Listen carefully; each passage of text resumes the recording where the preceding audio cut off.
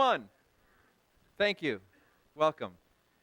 Ruth chapter 1. I want to talk about Naomi this morning and how she relates. How the point about Naomi is how she was a mother who messed up miserably, just ruined her family's life, but yet there was one thing that changed everything about her is when she came back to God. After she gave her life back to the Lord, committed her ways to God, her life completely changed to the point where she became the great-great-great-great-great-great-grandmother of Jesus Christ. Amen. Woo, baby. Ruth chapter 1, you there? Baby Ruth. It says, now it came to pass in the days, verse 1, when the judges ruled that there was a famine in the land, and a certain man of Bethlehem, Judah, went to dwell in the country of Moab, and he and his wife and his 2 sons. And the name of the man was Elimelech, the name of his wife was Naomi, and the names of his 2 sons were Mahlon and Chilion, Ephrathites of Bethlehem, Judah, and they went to the country of Moab and remained there. Watch verse 3. Then Elimelech, Naomi's husband, died, and she was left and her 2 sons. Now they took wives of the women of Moab. The name of one was Orpah, and the name of the other was Ruth, and they dwelt there for 10 years. Then both Mahlon and Chilion also died, so the women survived her 2 sons and her husband. Now it's interesting, the story, we have a couple of people, and let me explain what their names mean. First we have Elimelech. Elimelech means God is king. And the interesting thing about Elimelech is that he left Bethlehem, which means house of bread. He leaves Bethlehem and he goes to a place called Moab. Moab means house of incest. Now you're probably wondering, wow, how can you be a God-fearing, God-loving person and go from the house of bread, Bethlehem, and move to a place called the house of incest? Now you have to backtrack a little bit and look at the history of the Moabites. If you go back to Abraham and Lot, when Lot left Sodom and Gomorrah, his wife, remember, turned to salt. When she turned her back, she turned to look at the devastation. God turned her to a pillar of salt. And then Lot's 2 daughters got him drunk. They slept with him, and they had 2 boys by him. One of the daughters had a son named Moab, and the other one had a son named Ammon. And these 2 sons were sons of incest. Now, God said they later went on and they created countries, one the Moabites or people. One was the Moabites, one was the Ammonites. And one of the things you'll see throughout the book of Genesis and Judges, Deuteronomy and all that, you'll see a fight always between the Moabites, Ammonites, and the Israelites. And God said, don't mess with the Moabites, just don't live with them, don't marry them, stay away from them, they're unclean, and because they're all a product of incest. And so throughout the Jewish history, you see this fight between the Moabites and the Israelites. And so here we have a family who are Israelites, and because of famine in the land, they move over to a land where they're not supposed to be. God says, don't live with them, don't marry them, don't talk about them. They're unclean, they're unholy because they're all products of incest. And one of the things about Moab was because the whole land was full of perversion, just like Sodom and Gomorrah was. So that's kind of a history. So here Elimelech goes from the house of God to the house of incest. And the one reason is because there was famine in the land. Now think about this. When times get tough, who do you run to? Times got tough for them, and instead of seeking God, and like April's saying, I'm desperate for you, instead of getting more desperate for God, and Him being the only air that you breathe, Elimelech decided to go to the land of plenty, which God said, don't you dare go over there, and don't you dare marry them.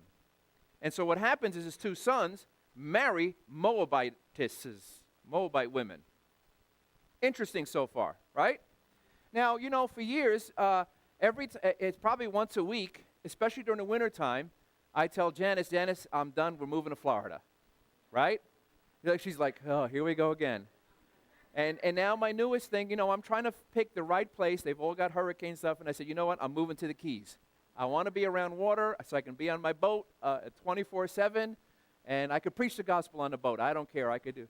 Because it's just hot. It's cold up here and the rat race. And she always shuts me down with this simple saying, do you want to be out of the will of God or not? And I said, okay, I'll go to church tomorrow on Sunday morning. It's a real simple answer. Amen. So the key thing is, with this is, all right, it's tough, but do you want to be out of the will of God or not?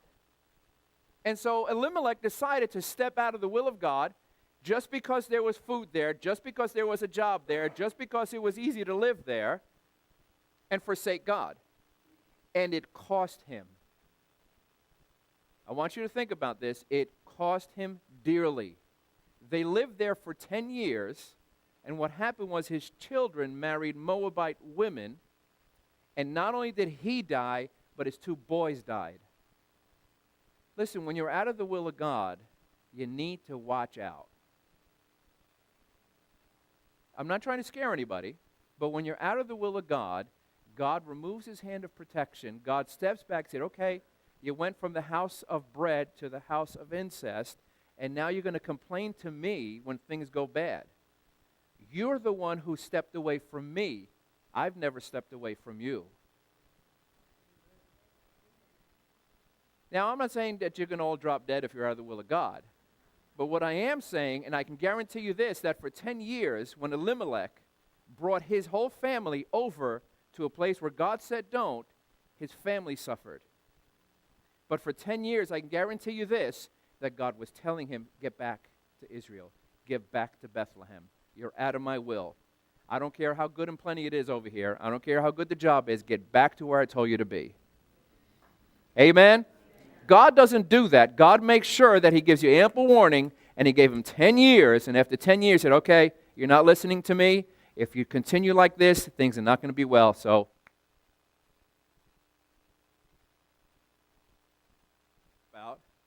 But I want you to really think about, are you in the will of God or not?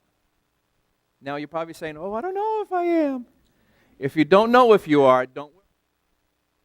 If you know you're not, you need to worry about it. Amen. Let's continue. So, the sons die. He dies. Watch what Naomi does. Verse 6.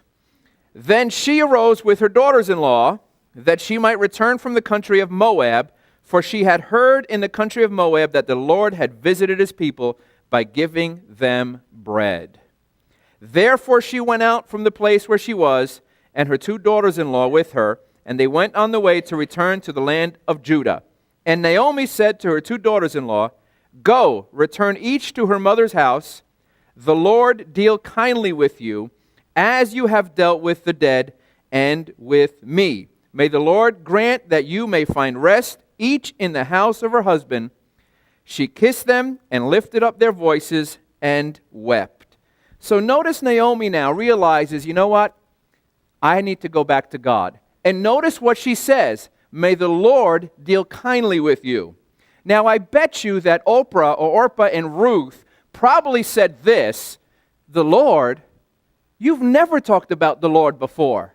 For 10 years that we've known you, that we've been married to your boys, you have never said anything about the Lord. Are you now coming out of the closet? She was a closet Christian for many years, and finally she steps up to the plate and says, you know what? I need to go back to seek God. I need to go back to the very last place that I saw and heard from God. If you're out of the will of God this morning, if you think you're not in the right place, it's real easy. Just get back to where God was. Get back to the last place you heard God. And God will take you back just like that. But notice what she says. Listen, I know you're married to my kids, but I release you. Go back to your own families. That's a mother's heart. Mothers have a heart that fathers don't have. No matter how bad things get, a mother is always a mother. A mother's heart will melt for her kids. A mother puts her kids above anybody else. Notice what she said.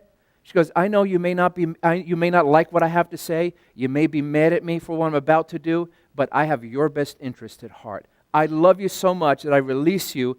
Go back to your own families. Go marry again. Go have a family. It probably broke her heart, but a mother's heart is broken 1,000,000 times, and God knows how to put it back again. Amen, mothers? There's nothing like a mom. Now, let's continue. Notice now, she's alone. She says, go. She has no grandchildren. She has no husband. She has no life insurance. She's got nothing. Her husband left her nothing. If you're a husband this morning, before you take off, you better take care of your family. That should have said a big amen. Don't be a deadbeat dad. Oh, thank you for those amens. I'm not trying to be mean, but listen, a man needs to be a man. He needs to step up. He needs to take care of his house. He needs to take care of family, and needs to think ahead. Amen.